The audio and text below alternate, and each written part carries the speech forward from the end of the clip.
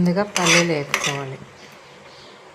పల్లీలు వేపిన తర్వాత పల్లీలు వేగిపోయినాయి.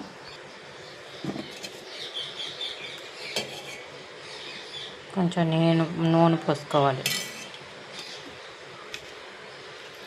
జీలకర్ర, పచ్చిమిరపకాయలు, అలాగే ఎల్లుల్లిపాయలు.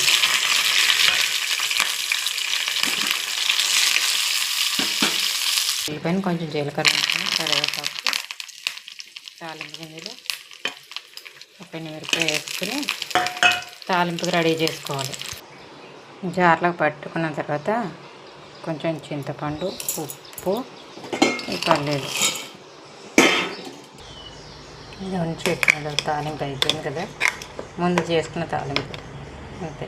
పల్లీ చట్నీ రెడీ అయింది. పల్లీ చట్నీ, బొబ్బర దోశ.